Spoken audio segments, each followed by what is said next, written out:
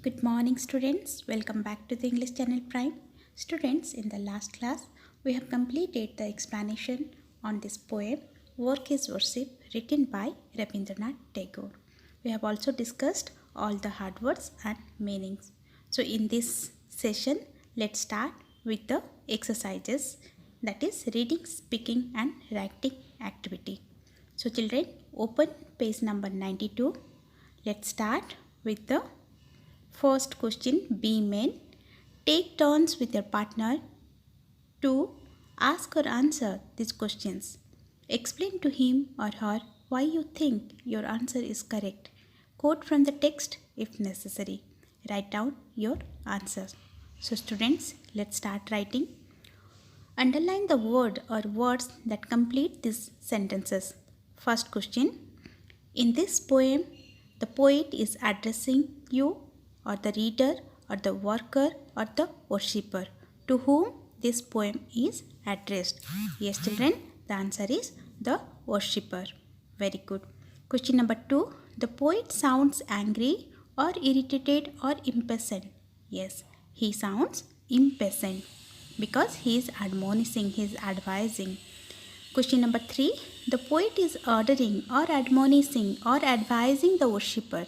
Answer is yes, he is admonishing, meaning he is advising seriously. Question number 4. The poet is asking the worshipper 5 questions or 4 questions or 3 questions. Scan the poem to find out. Yes, children, the answer is 3 questions.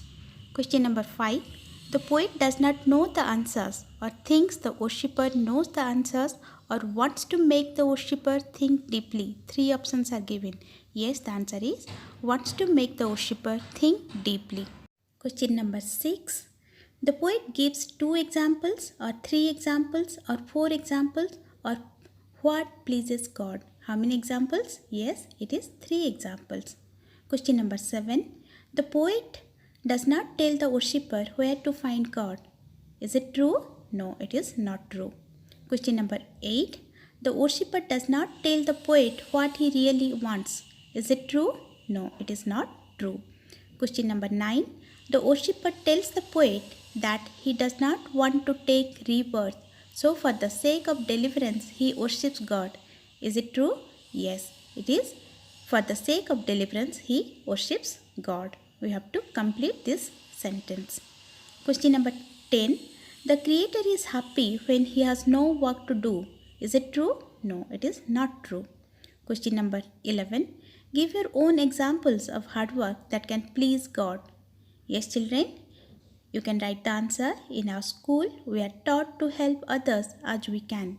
So after school, I'll teach the children besides my house who cannot attend the school.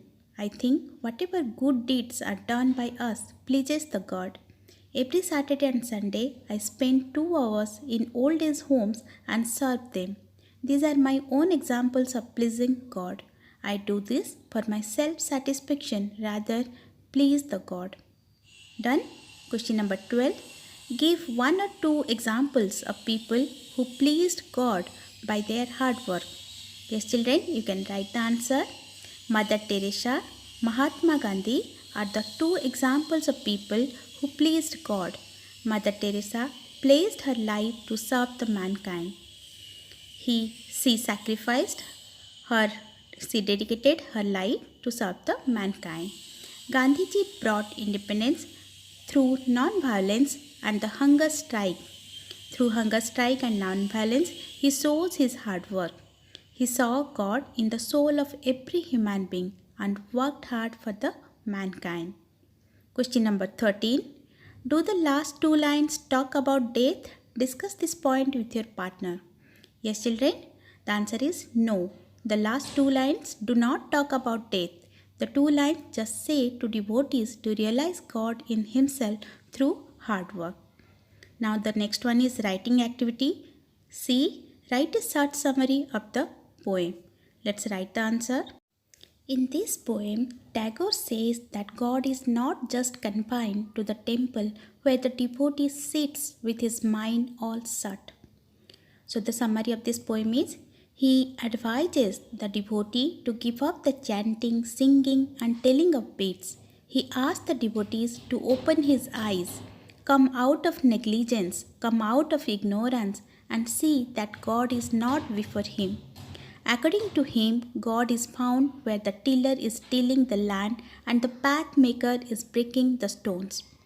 He is with them in sun and rain, and his garment is covered with dust. The poet asks the devotee to put off his holy mantle and, like a god, come down on dusty soil. The poet says that deliverance is not to be found in the temples. God has taken upon himself the bounds of creation and he is bound with us forever. So he asks the devotee to give up his meditation and carrying of flowers and incense to the temple and realize that God is in ourselves.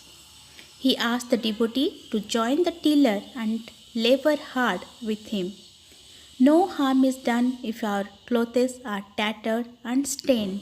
The poet thus admonished the devotee for sitting inside the temple with his mind shut and asks him to do socially useful and productive work. Done, children? Wrote? Hope all of you understand. Thank you, children.